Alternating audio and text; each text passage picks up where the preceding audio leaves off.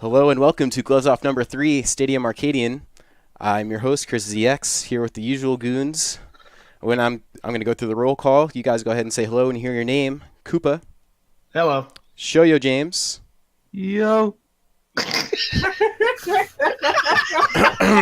Shoyo James. Yeah. There he is. Welcome back, bud. R Hungry. Hello. Yeah. Diddy. Hi. Diddy. We're all here. I'm glad it only took 3 episodes for the intro to completely fall off the rails. Yeah, this is great. This went better than the first one that we just did. Yeah, I'm not gonna lie, that was fantastic. Yeah, this was good, man. That was actually the perfect intro Yeah, for sure. to a perfect episode about a perfect Arcadian. It's like a unicorn you chase, finding the right rule sets and who should be allowed to enter, who shouldn't be allowed to enter. Yeah, because we just had one this weekend and we were a little bit lenient with entrants, and it led to some unique results. But before we jump into that, I don't know. I guess we'll just cover the other locals this week since we kind of almost ended with the Arcadian on Saturday, aside from Spectrum, which is always on Monday. But anything interesting this week with locals? James went to a tournament in Canada. Oh yeah, this week. That was last week. That's why I wasn't here. Oh yeah. He was on a mission. They deported him back. So. But he did go to Spectrum this week. How about we work backwards this time since we're already talking about Spectrum, and we always talk like in order. So why not talk out of order? I know Spectrum had a cool little clip that they posted last night on Twitter and YouTube.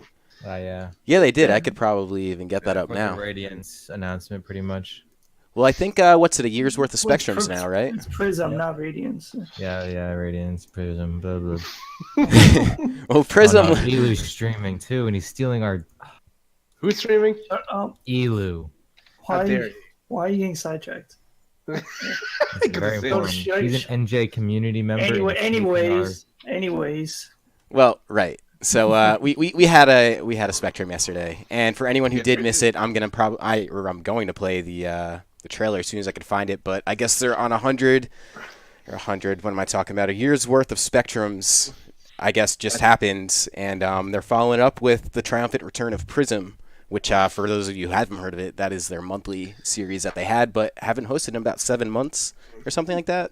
Yeah, about that 6-7 months. They hosted that Radiance in between, but Prism hasn't been around in the last couple months, so yeah.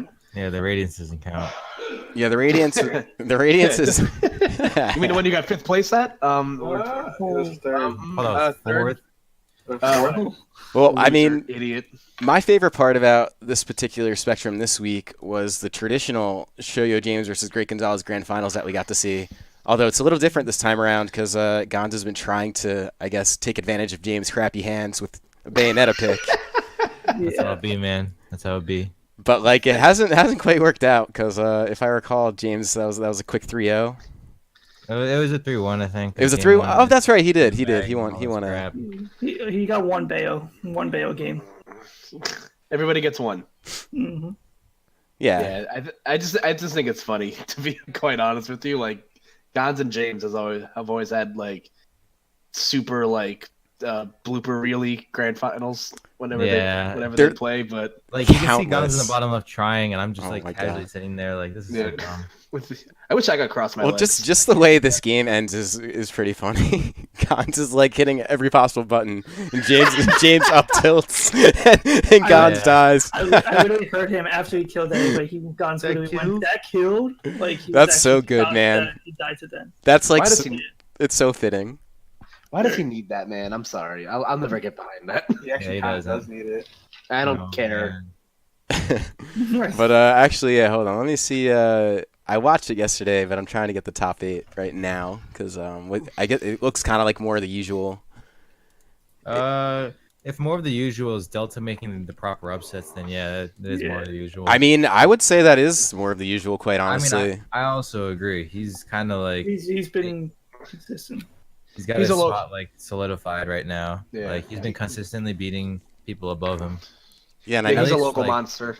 Yeah. And he does it so stylishly too. He is pretty fun to watch, if I do say so. Yeah, I actually like watching him a lot now. Like before, he was really normal, but now he's been up and into like plenty well. He's been hanging out with Antunes too much. That's why. They did do the ditto Yeah. He didn't do the ditto? at the Arcadian. Nah, didn't do the ditto. they did didn't? not ditto. No, What? Who are the characters? I'm pretty sure it was Luigi for the Tunis. That's pathetic. Yeah. Luigi for Antunes. I didn't know he had a Luigi. Shout out to Lost Doc making an appearance. Yeah, that's really. What is that? Oh my god, I didn't notice that at all. He lost game 1 like last year versus Wraith in the round before loses quarters, and he just switched to Doc. Yeah, you just stopped caring. That'll do it. Yeah. You ever not care and then go to medical school? I just find it like does anyone else find it really funny that both the Bayos are just like right next to each other this week? And then the highest placing Bayo is Gons. It's funny, but at the same time, just looking at Bayo's like gold outfit there, why does it look like absolutely decimated her pants there? Yeah. It looks bad. Like that's not the proper color. I don't understand. Like maybe it just like shows up funny in like the PNG, but like it looks like Bayo got Literally spooked. Fucking brown. She This is shitted brown. and peed, man. This is It's Supposed to be wrong. gold. Like, That's actually Hungry's Uber driver. In Bayonetta form. God. Oh yeah, Hunger had an unpleasant Uber experience that I actually just heard about moments before going live here. Can you please talk about that? I'm sorry, I need to hear this again. Okay. So, first of all, she almost got into 2 different accidents. The first one was definitely her fault. Like she just like was way too aggressive. And the second one was like someone cut her off, but she was driving so fast that it was really scary. And then we're like 3 blocks from my house, and she goes, "I'm sorry, sir, you're gonna have to walk." And I'm like, what? She's like, "I'm gonna wet myself." And she stops the car at the red light. Stops the car. Like she just abandons the vehicle. And I'm like, and then she's yelling. As she's running into the store, she yells, "Oh, you can wait for me to get back." And I was like, "Nah, I'm out of here. Fuck this." What the fuck? Wait, did she not even pull into the place? She stopped at a red light. No, she stopped at the red light and just got out of the car. Gotta go. There's literally cars behind us. I can just imagine the car being right behind him, seeing 2 people just get out and walk away. Dude, that's terrifying. That's like a poor Pepto Bismol commercial. Like gotta go right now. That's some like crime film shit. Like, why did they leave the car there? Like, what? I wish I could find like an appropriate way to segue this to another local. If any of you got any ideas, I mean, I got one queued up. Not at all related. Speaking of shitting their pants, let's go to the next one. Yeah, I mean it would apply if the next one wasn't Bears, which as Juice continues his reign of terror in Philly, unchallenged by anyone seemingly. Well, okay. Juice is so scary, he makes everyone get out of their cars and wait. How about that? All right, I'll take it. Although that was actually him losing game 2. Yeah, to Beast. To Beast. Making a run to grand finals. So, yeah, Beast is. It's funny. We'll probably end up talking about him later today too. Yep, because the Arcadian. Yep.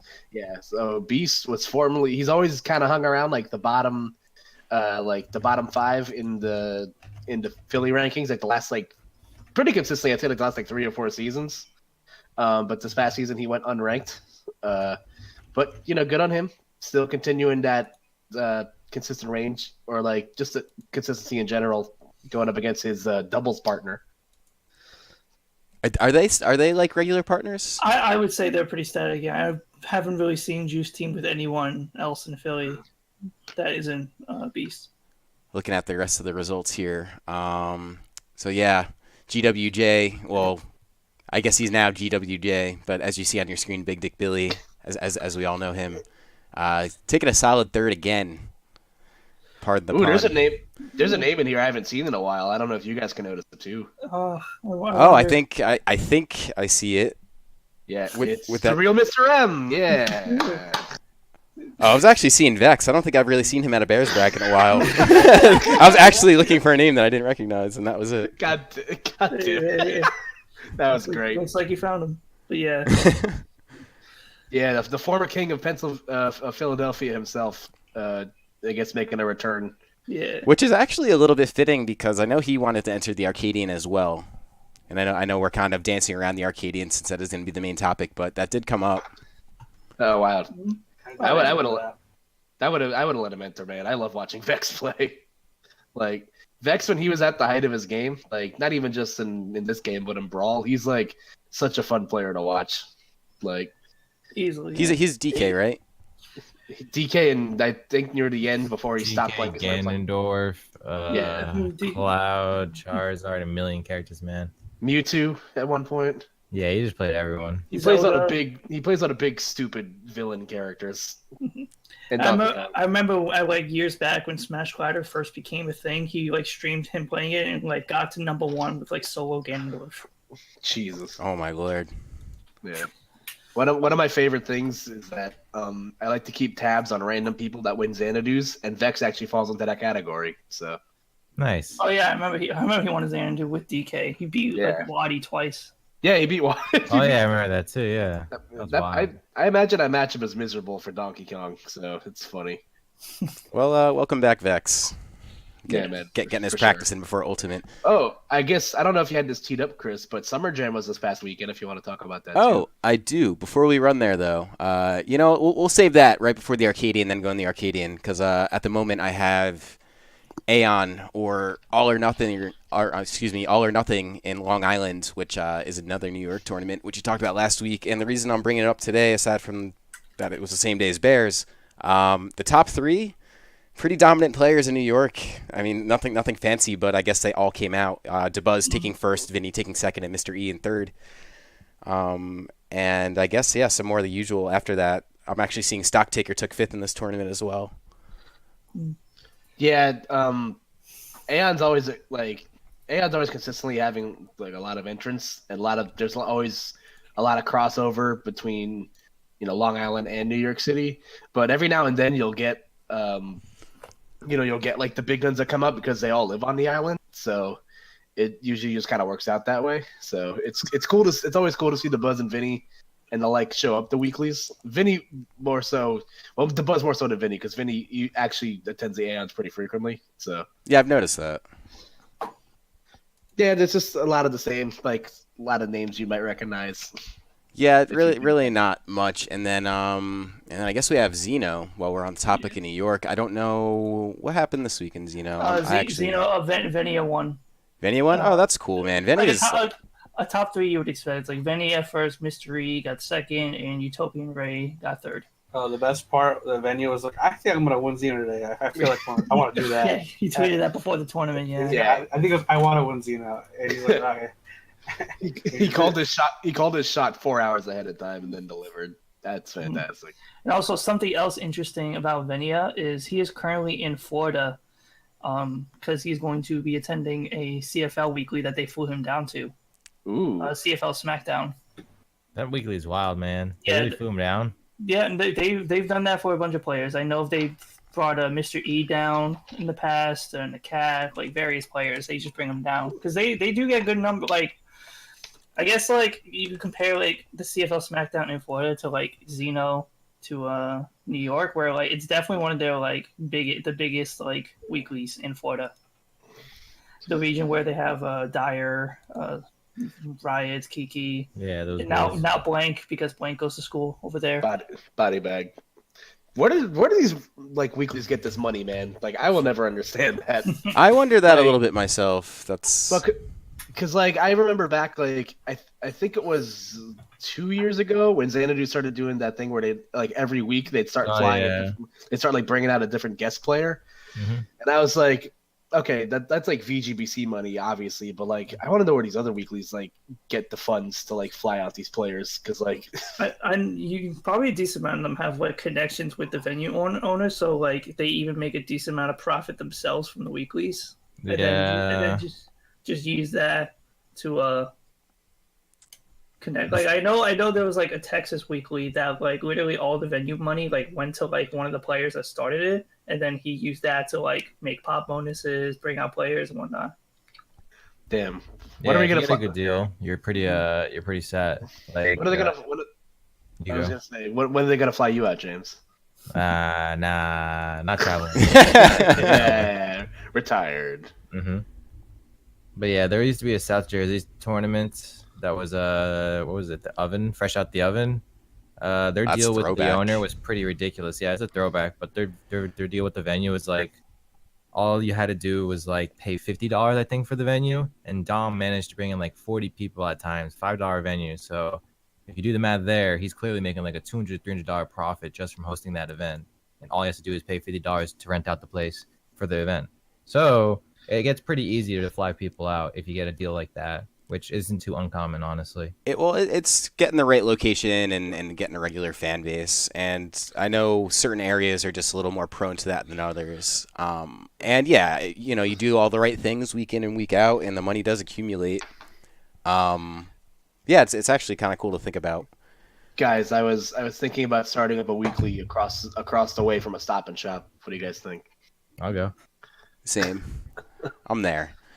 Probably. I'm thinking about some dungeoned off mall in the middle of northern New Jersey. Isn't it? Everyone on board with that? Okay. No, never mind. I gotta go. No malls. Actually, no malls are great. Dude, they have everything. Malls we are get, like- actually a really nice environment to be in? I want an Arcadian, but it's strictly just mall rat 16-year-old kids that walk around the mall without even having money, just walk around the mall just to do it. Yeah. Yeah, All right. it's like a regular mall. So what do we say? Summer Jam. This was an unfortunate double booking with the Arcadian on Saturday, but it did get some people out for sure. Hold on, let me get that bracket now. I feel like double booking with an Arcadian is like not that big of a deal because the players you'd want to come to a weekly event wouldn't be able to enter the Arcadian anyway. So I agree with you there, especially when there's some distance in between. But in either case, there's Juice sitting at number 1 again and winning over Sparky, who was double eliminated by Juice. Sparky's been coming out again. I remember he was kind of a regular in Philly, I don't know, maybe a couple years ago, and then just kind of stopped coming out, and now he's here. And Bounty getting 3, which is, anyone who doesn't know Earth Bounty, he's a South Jersey native. Usually gets some pretty good placings. That's pretty decent for him. But the funny thing in this bracket is the bracket shows GWJ aside from Big Dick Billy, and literally there's 4 days apart. Oh yeah, you're right. Yeah. Why, man? It's just the world. It's just the world we live in, man. But also, just going down the rest of this list, out of state invader Black Yoshi coming up from the MDVA area. Yeah, he got himself a 5th place, so that's a good win for both Barnes and Earthbound because Black Yoshi, I think, is still to my knowledge, I think he's still top 10, top 15 in MDVA. So nice. And then Delibird getting that young 7th place. So shout out to being not just a TO.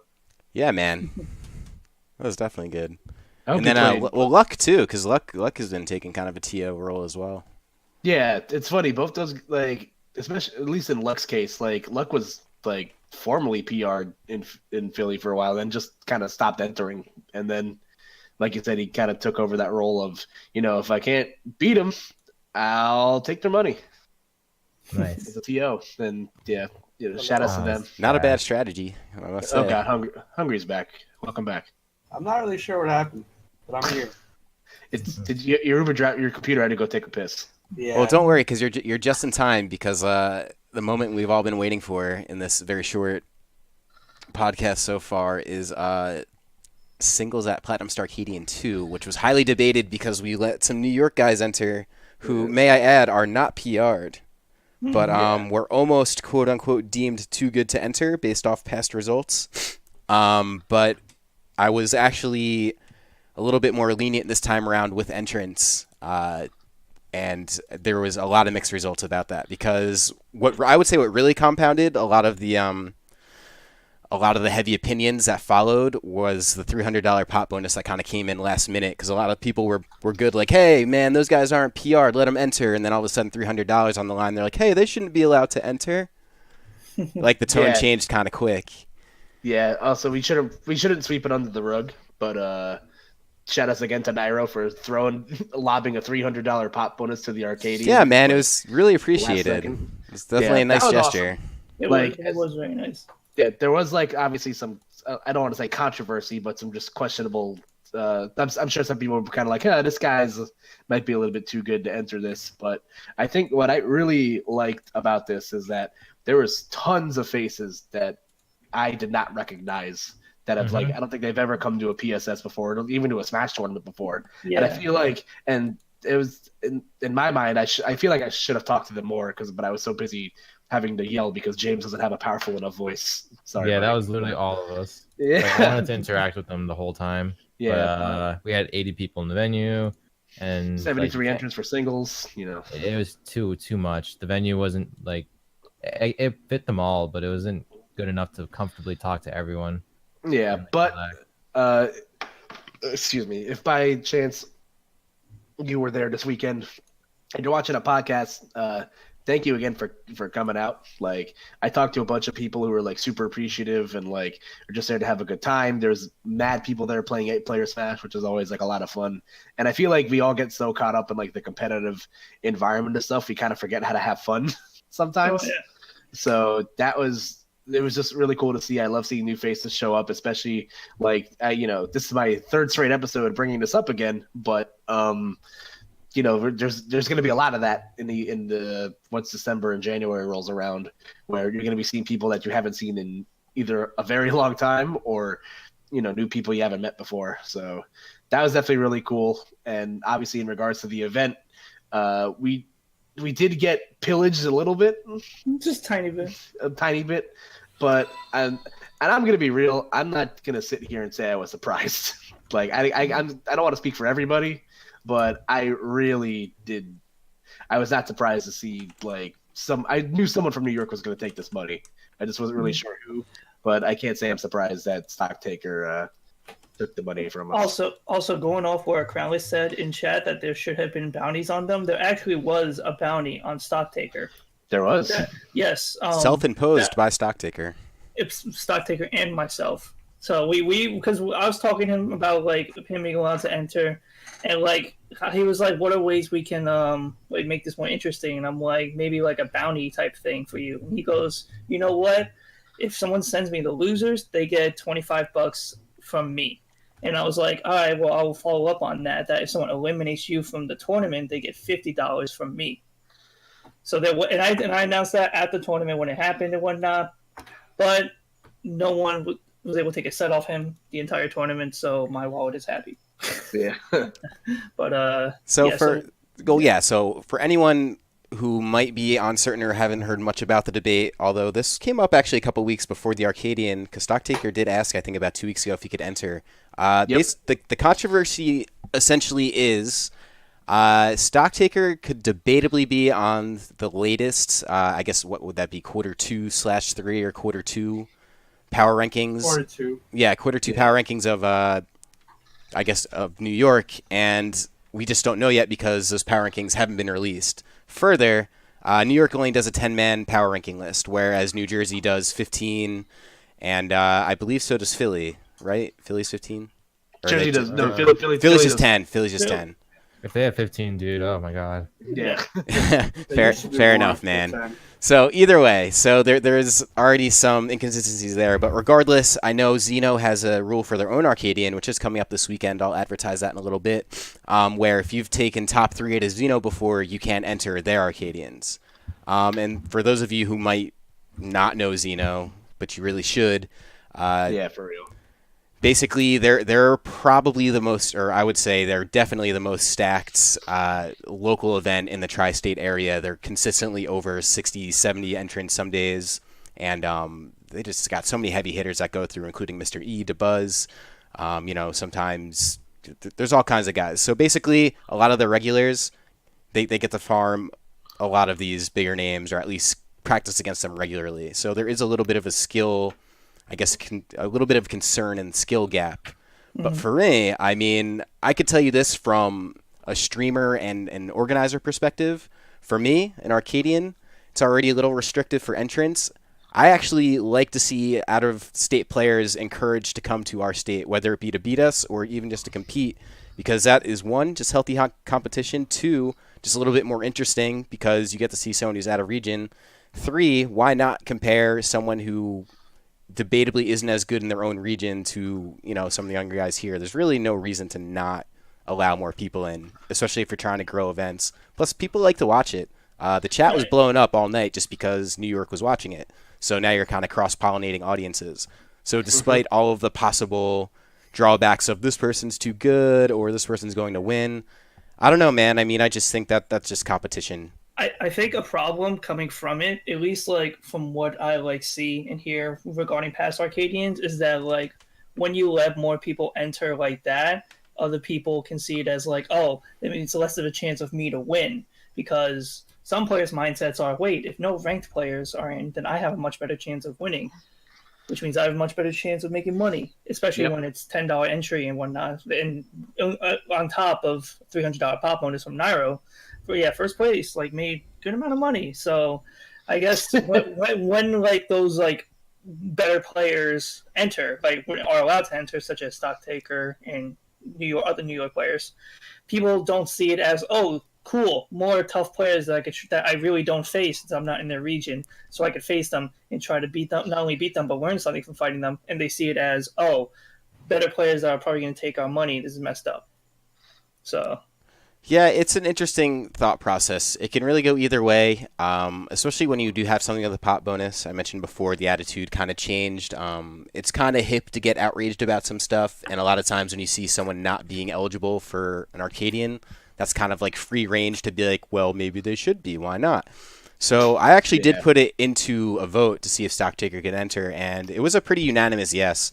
Mm-hmm. And as I thought about it more, I don't know. I personally, and this is, again, from a totally different perspective, I'm not a player. I would encourage the essentially people coming into the region and being a challenge, because then what happens from there is all of the events around it get more interesting, because then you have now more unique matchups happening, whereas a player like Stocktaker, he may have come to a PSS monthly at some point, but the fact is they've come in the past. They've come in the past. But at this point where Arcadians don't really get a lot of attention, having a few strong players from another region, albeit non-PR'd players, which does fit the Arcadian rule set that we do run, isn't really a bad thing. It really just gets the scene more attention. And I guess, this might come off crude or kind of what's not crude, but maybe, I don't know, insensitive, which sounds terrible to say, but I guess just kind of get good, I mean, this stuff's going to happen. If you want to win money and you want to be a quote unquote pro gamer, you're going to have to overcome competition. And that's sort of what this is. I definitely echo a lot of the same sentiments from you guys. I agree in parts with what you said, Chris, and in parts with what Biddy said. I was hesitant about it because just going into it, because I'm just man, this is gonna be it's gonna be a drive-by and everyone's just gonna we're gonna get our village pillaged, because one of my least favorite things about watching Arcadians, and I think Arcadians are great, like you said, for building up that confidence, getting used to the late bracket experience. I don't think enough people go into these types of tournaments with that sort of a mindset, because there's a bunch of people that I not from what I read on Twitter and from what I heard in the venue, they were more disappointed because they didn't get a cut of the cash more than they were disappointed they didn't do well, which is my opinion, a bad mindset to have. You're free. Yeah, you're free to do whatever you want. If you want to enter for the cash or the notoriety, you do you. That's not the way I do my business, but feel free to go by the beat of your own drum. But another thing that's hard about watching these Arcadians is because a lot of these players aren't used to these late bracket situations. Most of these guys, most of the people that enter Arcadians are your pot fillers, for lack of a better term. I don't think I'm being too insensitive by saying that, but a lot of it is just players that aren't used to that late bracket life. They're not used to the best 3 out of 5 sets or whatever. So you're going to see a lot of bad smash for a large majority of these events. And I think, letting these hidden boss players in is always a lot of fun, because you're seeing people that might not necessarily get the chance to shine in a different sense, where they just kind of get gate kept versus they're just not good enough to get to these parts of bracket. And I think you definitely provided that, and we got a pretty diverse top 8 for the most part. You saw the graphic on screen earlier, but we had a villager taking first place, and obviously Cassius making a run to second place using mostly Bowser, and it's just always a lot of fun to watch, in my opinion. So that's why I'm personally in favor of like the more people that are eligible you can let enter, the better. I agree. You don't want to restrict people coming from that. And I know these rules have been kind of changing. And I know initially I'm actually going to bring up that top 8 again because you're right. It is a little bit diverse aside from the 4 New York players taking 1 through 4. Oh yeah, and then we actually didn't talk about Beast, but we'll get back to that in a moment. Yeah. So the rule sets for Arcadians, they're definitely different from region to region. There's no doubt about that. And there isn't really like a silver bullet rule set that covers everything because each region does do their PR differently. So that is something to maybe explore moving forward. Well, not maybe. It's definitely something to explore moving forward. I don't know if we'll ever see like a uniform Arcadian rule set. And that is because I feel like Arcadian is kind of a coverall for essentially really good people not allowed to enter. But then like that becomes a little bit subjective. Who's really good, who's not really good. But with that in mind, so these 4 New York players, they're probably in the number 11 through 15 range on the New York PR. At the very least, Stocktaker is, and possibly Dark Blues. I'm not sure how much Cassius really enters in comparison to the other guys, but Cassius like comes and goes just because he has like I believe he's in grad school now, I think. So like he's gonna be coming and go, but he's won a Xeno before, so like I think everyone just knows how good he is. Let's put this into perspective. He didn't just win a Xeno; he won a Xeno with 100 people in it. Yeah, it was huge. That was in like late 2016, I think. It was the Xeno right after Nairo played Bowser at that one tournament in Ohio. Fill in the blanks. UGC. Oh wait. Yeah. Wait, in Ohio? No, that was like St. Louis, I think. Whatever, Midwest. Whatever, yeah. It was in Wisconsin. No, I also just want to point out one little thing. Christmas, actually, who got 5th, redeeming himself incredibly from the last Arcadian, where he actually, I believe he went 0-2, but he actually did not let it get to him at all, and he did really well. Highest placing NJ player, tied with Morrison. You wouldn't know it from the set result, but he did play Dre Charles really well. He just didn't win. Yeah, no. He was playing very smart though. Larson also beat Cassius in winners. That's pretty good. Yeah, Larson had a good run, and it was kind of a whooping because I think he got wrecked game 1. He was going Lucas, and then he ended up counterpicking Bayo and sort of just cleaning up real quick after because that matchup is ass. It's pretty bad, and Larson actually did exploit it, which is very good on him. And the thing I did want to point out earlier is you'll see placed number 7th here on the graphic. If you're watching, is Beast, who is a Philly native and formerly PR'd. I believe it was not this most recent PR, but the one before that. And that was sort of borderline, like deemed too good to enter. But as I mentioned, things did get a little bit more lenient this time around. And this is actually an interesting subject because while we do observe the entire New York PR, there was the caveat where we were letting the bottom 5 of the Philly PR enter. And I think some people took that the wrong way.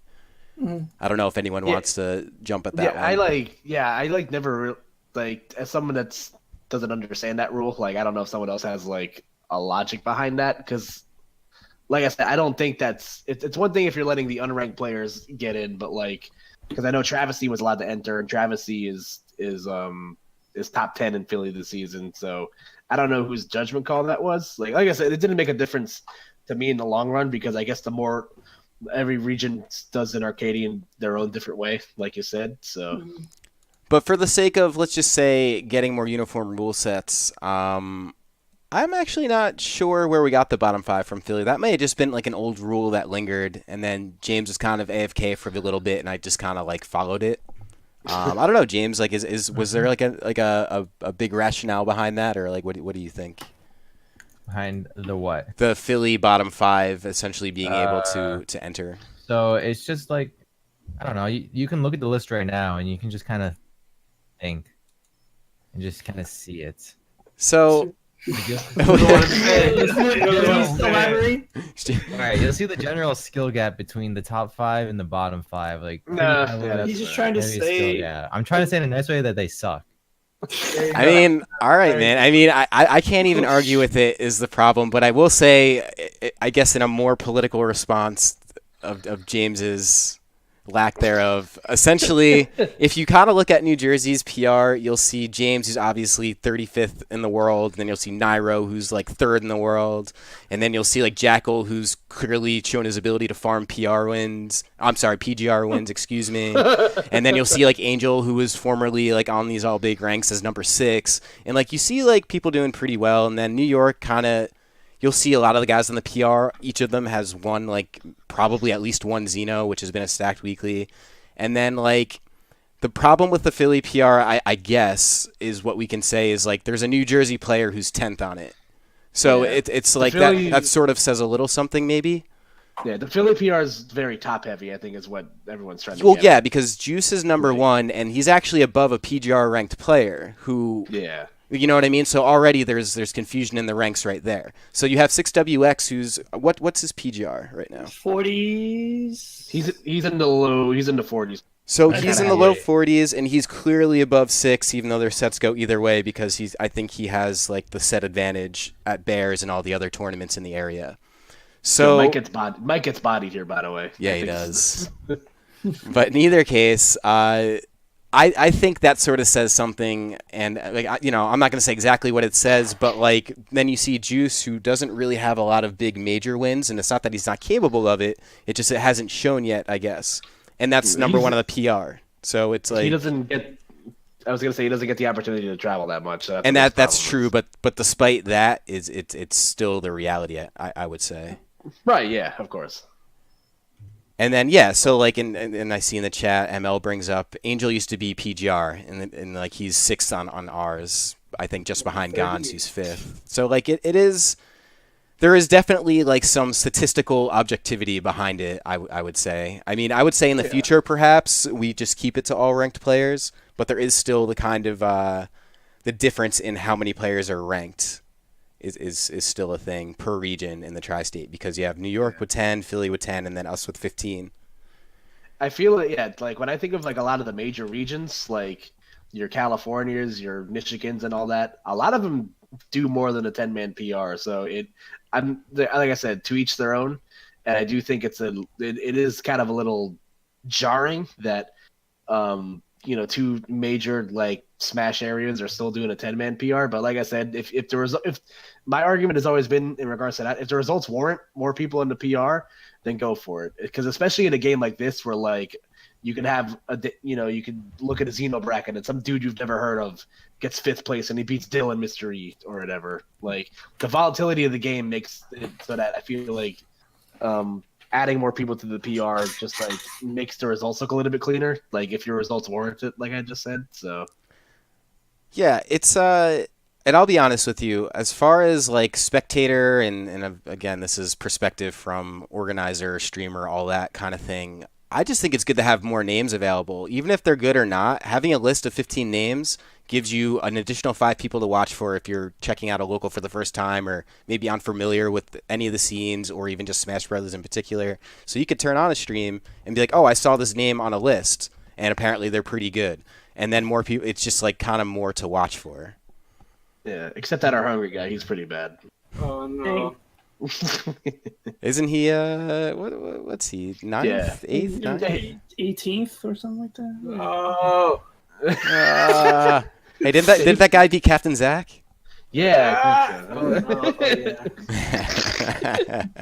Yeah, but So with all that though, there is another Arcadian this weekend, which I thought this was a super relevant topic, because the rule sets are different, because another one of the rules around here, aside from the ranked players not allowed to enter unless you're Philly's bottom 5, basically if you've won a previous Arcadian, you cannot enter, which was the case for one of our, I would say, top player, like one of our top on ranks, which would be Maverick Hunter, was not allowed to enter. Yeah. And the debate was that he possibly could have stopped at least 1 or 2 of those New York guys from advancing as far as they Right. did, which I think is reasonable to think, because he did win the first Arcadian here in New Jersey, and he did also win the Philly Arcadian like within a week of itself. right, yeah. Like I said, that's always up to like a subjective thing, because it's weird when regions like Like when other regions are hosting their PRs in like or like their Arcadians like on different weeks. Like obviously you can't all coordinate it the first time, but like I think the earlier you can have an Arcadian in your season, the better it is. Right. Because you can avoid a situation where somebody's just farming Arcadians, which usually get a lot more entrants and in our case a lot of money. Like Stocktaker walked away with more than what I pay for my car every month, which is insane. Like, but yeah, like I feel like there's definitely a lot of gray area with this stuff, and I feel like it's because like you said earlier, Chris, a lot of people look at Arcadians as kind of like the ugly like stepchild of like your Smash scheduling seasons. Like, Yeah, there was a lot of heavy opinions towards it this time around. I picked up on. yeah. Well, like I said, but my thing is like if the people like are going to be up, if people are going to be up in arms about it later, then why are they voting in the first place to let these players that are like clearly should be are hidden bosses, but like really good might be too good, letting them enter? Because there's multiple people that I talked to in the venue, and they're like, "Wait, X player isn't on the New York PR, bruh." So Right. like, I feel like there needs to like. Obviously, like you can't make a region like add more PR slots. Like that's like you can't ask somebody to do that unless the results warrant it. Like I said, but like I said, if those same people are going to complain that like this dude is too good to be entering, then you probably should have spoken up when it mattered and not like an hour after you get eliminated from bracket. So this raises a question I wanted to ask then. So how concrete can the rules in an Arcadian get? Can it simply be okay, no PR players, period?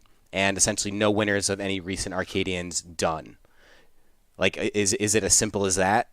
Well, I'd let Biddy go first because I know Biddy was one that was like he was more outspoken about the keeping it within region stuff.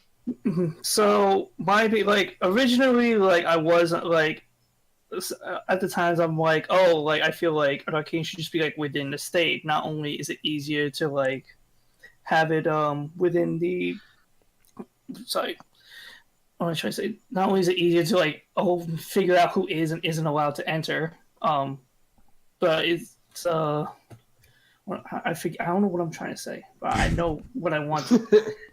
But so it's easier to like make sense of it because it's like New Jersey Arcadian, like so in my opinion it would make sense for New Jersey players to enter. But in general, it does make sense to have, especially since we are a tri-state region, to like have everyone come out and stuff and try to compete. But it like I'm just iffy on like the whole like what Kyle said, the gray area of who should and should not be allowed to enter if one say we do top 15 and New York does top 10, but in general New York is more of a heavily more populated region when it comes to Smash. So like I guess there are like different like things you could do to work around it, like maybe talking to the regions, like people who handle the PR, like, hey, since you're doing top 10, who would you think would be the 11 through 15 or something to like match with Jersey, so those top 15 can enter with the New Jersey's top 15. I don't know, but like that again, that's just a whole gray area of if so and so should be on it, or if it's just a lot of extra stuff, which is why I felt that being like only state specific wouldn't necessarily be a bad thing, but obviously that would mean like less entrants and less competition. Well, yeah, you become a little bit more exclusive, and I think that was a problem that a lot of people have with Arcadians in general. As I was watching Jackal angrily talk in the Twitch chat of Spectrum yesterday about how much he hates Arcadians, mostly because they restrict player entrance. And I got to tell you, like, I don't disagree with that argument. Typically, you want to be as open as possible, but in the sense of an Arcadian where you're trying to give some spotlight to people who otherwise just fall short. It's, a chance. I do think there's some merit in it, and I think to Biddy's, what Biddy's point was, in terms of like just being within region, I actually think it could be simpler than that. Because New York could just as easily be like, okay, New Jersey 1 through 10 not allowed to enter, 11 through 15 you guys can enter. Whereas instead of being like, hey, would you be able to give us a projected list of entrants? And then like to further on that, it's going to change from region to region. I don't think there is a silver bullet for this, but what I can agree on moving forward is I do think that the rules being more concrete, where it's just no ranked players, period, is probably a good rule of thumb. Yeah, like going back to what you said about Jackal, like about restricting the entrance. Like it's like I said, the point of an Arcadian is to give like legs to you're breeding your scene competitively. It's like having a farm system in baseball where like you know who like your top cream of the crop prospects are, like you know who your really good players are, but you still need to like in order for the scene to grow and develop, you need to like expose your your lower level players to higher levels of competition. Like it might be against it might be against other players of your skill level, but they're playing in winner semis or losers quarters. Like they're not used to those late bracket, that late bracket life, like I was saying. So that's why Arcadians are good. In regards to like restricting the entrance, like that's there's obviously no perfect answer to this because like I said, every region's just kind of gonna go by the beat of their own drum anyway. So I feel like like when I see Barnes typing in the chat right now, so he's saying that like obviously extra restrictions or Blue wins the Hitbox Arcadian again. Which is a fair point. Which would bring up another point of how far out do we do previously PR'd players? Because Blue hasn't been PR'd in a while, but he's obviously still good enough to probably win something like an Arcadian. Although with the New York players that were there this time around, I'm not sure it would have necessarily been as free as say like the Hitbox Arcadian was that's being referenced. Yeah. So I might actually be okay with that personally. Like maybe like you could do something where PR'd players from the previous year, from the previous season can enter, but maybe from 2 seasons ago can. I'm pretty sure how Zeno is currently doing it is anyone who's been on the PR within the span of the last 2 years. I'm pretty sure that's different. Yeah. Well, and also like we let Mike enter the Arcadian, and Mike won an Arcadian last year or whatever. So like. I feel like you can restrict it to where like to be like a time thing. Like if you win X Arcadian, you can't enter another one for like the next like 6 months or whatever, or some crap like that. Like I think there's ways to restrict it. Obviously that's going to take some working out, and we're probably not going to be able to do that until the new game comes out anyway. So because by then that's going to hold another can of fucking worms. Speaking of which, we actually are already seeing an Arcadian. Like basically frame 1 game release being presented for an entry to what's a Genesis 6? Yes. Yeah, so I'm going to go ahead and throw that on the screen now. This is essentially coming from Coney and DM Brendan's podcast called High Percent. Essentially what they're doing is they have an Arcadian that restricts any PGR players from, version 3, 4, and 5. Basically the Super Smash Bros. Melee ranks, those are restricted. And that's essentially what it looks like they're following. Or I'm sorry, and then basically no players that have had a professional sponsor, and that looks like legal stuff. But like, understandably so, that would probably imply that they're somewhere on the PGR or close. So what you're saying is Angel can enter. There's a chance. Yeah, I mean, I suppose so. And that's. I do find this quite interesting, in fact, because this is essentially implying that the PGR rankings are the most standardized rankings we have, and I guess they are. But it doesn't really solve a local to local basis. It kind of just solves like a hey, here's an online tournament basis.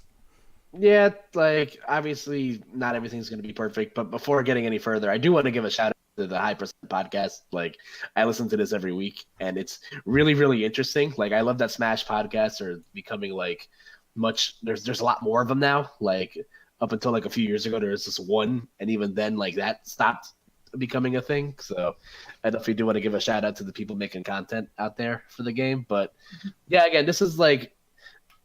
I see no harm in this personally because, like I said, the game's going to be out for a week, so like you never really know what's going to happen out of it. So I feel like it's going to, lead to some sloppy play because unless you're a robot or a Mewtwo King who locks himself in the basement when a new game comes out and plays until you throw up. Well, those robots are banned.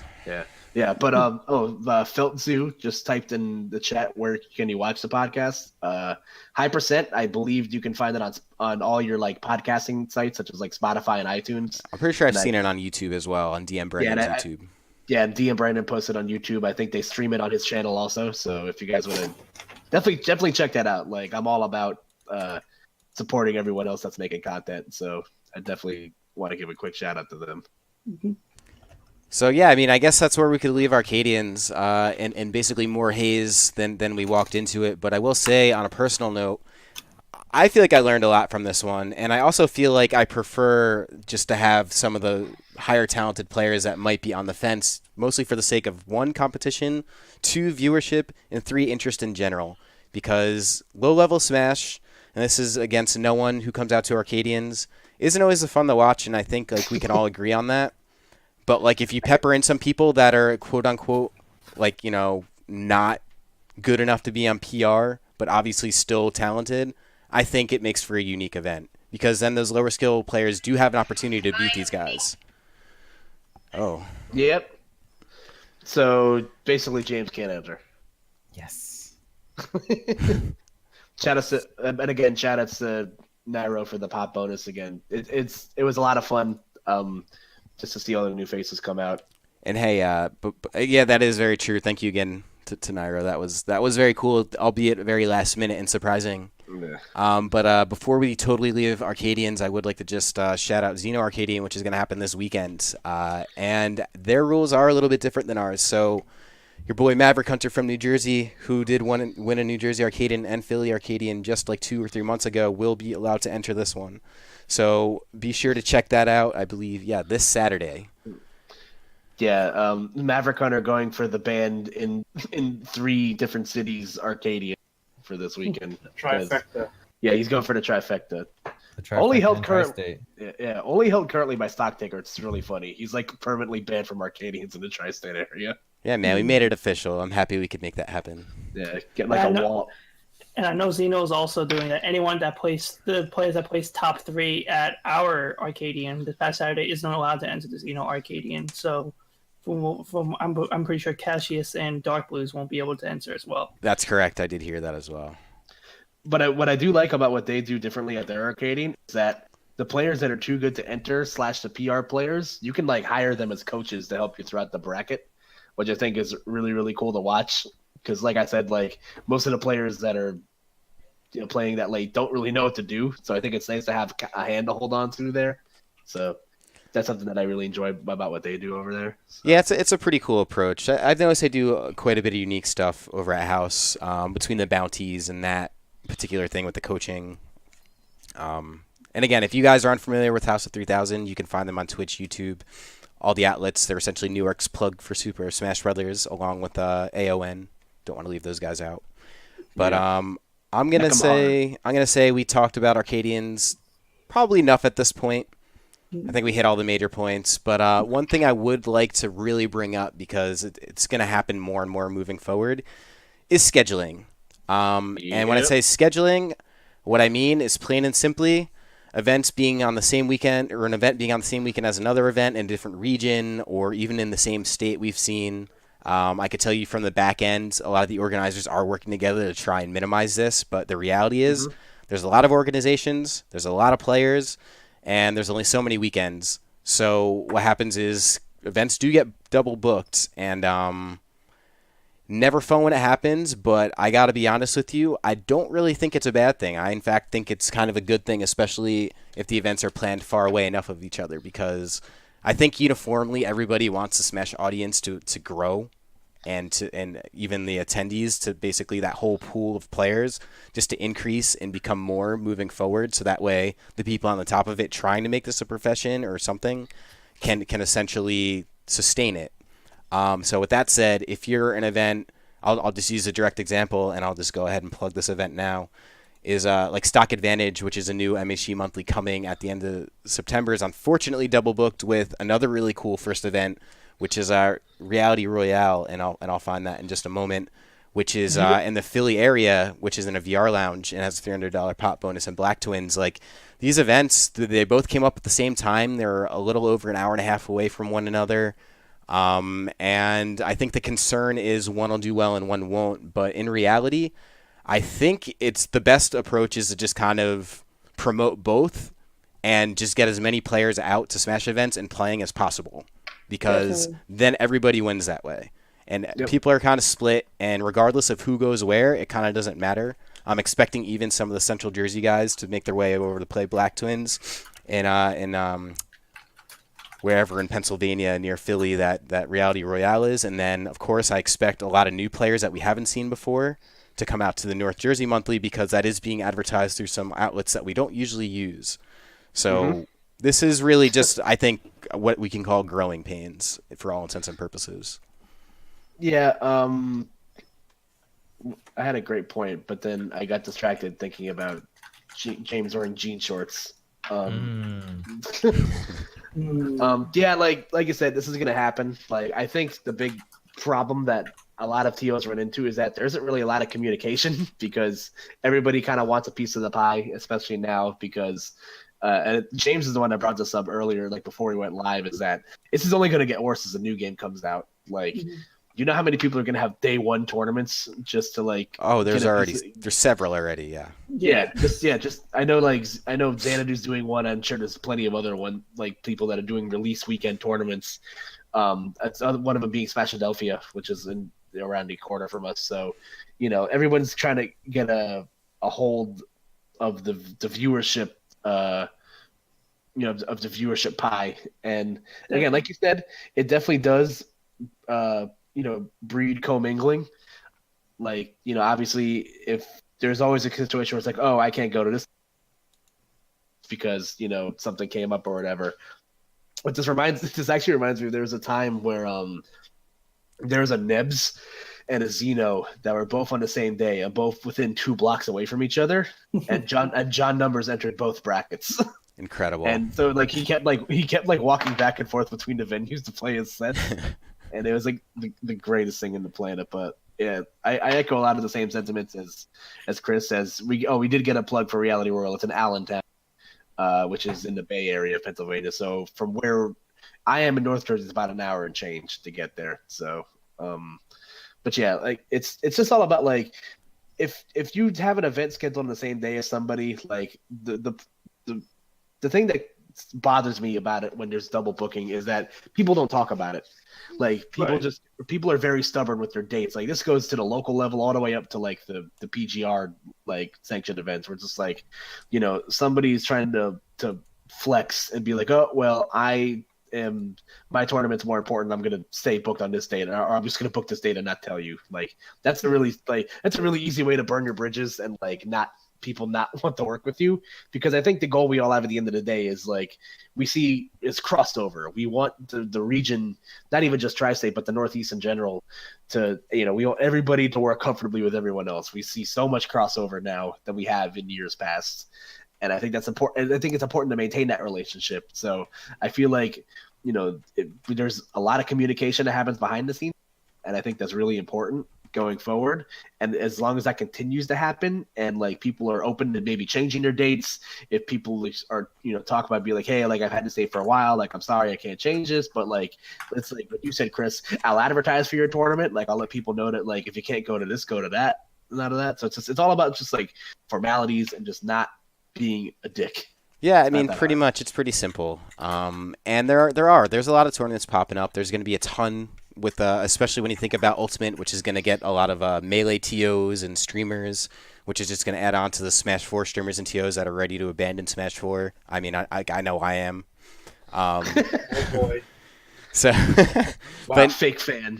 But in either case, this is not going to be a new problem. And I will say, if the audience for Ultimate is as big as it is, I don't think it's going to matter. And even not that long ago, I could cite the first Platinum Star Arcadian and the most recent Xeno Arcadian did fall on the same day just last season, and both events did really well. The Platinum Star Arcadian, I think, had 59 entrants, and I believe the Xeno Arcadian had like 60-something. So it's not like the players aren't out there. I actually think that if all the tournaments are advertised, you totally do pull from new players. And then, honestly, if they're not Arcadian events, some of them can be almost like Arcadian events. Because if you have, let's just say, a big tournament, we'll even use the current example, like Reality Royale has a $300 pot bonus and Black Twins going to it. Like if you want to go compete for that, you go for that, and it's going to draw a lot of bigger players. But like if you're new to the scene and it's just locally, a tournament in Rochelle Park is very close to you, and you're just looking to explore Smash or go into a bracket for the first time ever, it's a great opportunity. And I could tell you firsthand from MHG perspective, there's a it's very difficult to have regularity in your schedule if you don't have a weekly. And the weekly calendar is pretty booked in this area. So unless you're meshing together audience, which is like what I'm trying to do with MHD events, having like a regular monthly North and Central / South, then like there's really there's nothing else I can do. Otherwise, like I'll be moving around events the whole time, like I did all summer. I think MHD had like 4 events all summer. Totally. Yeah, at some point you have to like put your foot down and be, I can't change the date. And like obviously someone's like, you're not gonna, as long as you're not, it's like I said, it goes right back to not being a jerk about it. Like as long as you're like transparent about it and just let people know it's like, I'm sorry, like I can't, like, you know, I have means to meet as well. So, you know, because these things are gonna happen, they're gonna continue to happen. There's really so much you can do. The only time I really have an issue with it is because double booking with Arcadians is whatever. Because like I said earlier, the players you're going to want to put in the stream title for a big event aren't going to be able to enter the Arcadian anyway. So I feel like it runs into a bigger problem when, like, you know, you run into what happened with like Smash Masters in full bloom, when there's 2 like major tournaments that count for your rankings on the same weekend, and like you're forcing players to pick and choose, and that's going to affect pop bonuses and PGR rankings. So on the bigger scale, scheduling like is huge. On the local scale, like what we're trying to do, it's not like it's not a world ender, but it's still something that has to be accounted for. Absolutely. And I just think this is something to be cognizant of moving forward. I just personally, I know a lot of it comes off as competition, like this tournament competes with this one, and this one might be quote unquote better or worse. And to me, I don't think that the scene is really big enough to even warrant that. To me, I feel like we're all on the same team here. We're all kind of like working towards like means, grow the Whatever scene, team make James it is on, I don't want to be on. Uh-oh. That's the winning team. Fuck, you're right. Yeah. But in either case, so we're all sort of working for the same thing, and that's mostly a growing audience of aware viewers and players that know when and where to find tournaments, which ones are close to them, who the guys next to them are, who does well. And that's all stuff that I think goes missing in the competition for an attendance here and there. And this is actually maybe something we'll talk about next week, essentially what brings people out to events and like pop bonuses and stuff like that. Like what determines the size of an event and what quantifies something. I know we have the tiers based off the PGR, but as we mentioned earlier, that's not really like a reliable or transparent enough ranking system to really help like the flow of local traffic, because the PGR is its own issue. Like we could probably dedicate a whole episode to talk about that, which we probably could with the we have the top 100 coming out in December, so that'll definitely be a talking point at some point, but we don't have to get into that right now. Yeah, we don't have to get into that. Second. We're actually pretty much at time anyways. We could probably run through a couple ads real quick and then I guess call it a night. Shake your hands, GG's. Yeah, it's a GG. So I'm gonna put this advertisement back up just one more time, just so I could say I just because I'm trying here. Stock Advantage, which is a brand new North New Jersey monthly. There's actually quite a few plans for the venue in general moving forward. I've actually been talking with RJ quite a little bit. The space is really conducive for something he's trying to do. North Jersey's kind of missing some uniformity. So this is an attempt to essentially like approach that in a good way. And the idea for me is to try and get a couple monthlies under MHG just to kind of get some cross-pollination within the New Jersey audience, let alone the tri-state audience. So, if you see a monthly from Master Hand happening at Platinum Star, which is central, almost South New Jersey, and then you see in North Jersey, like you get the couple different pools of players, they start to meet one another, and before you know it, you got a little community. So that's really the overall goal for me with these events. If you build it, Hungry will be there. Yeah, I've seen him there. And then one last shout-outs to Platinum Star Smash number 10, which is the first Saturday of every month, which is going to be happening next on October 6th. So we will have a Rivals bracket and a Slap City bracket that day. Somebody money match me in Slap City. Do it. I'll do it. I'm just kidding. I haven't touched that game. All right, bet.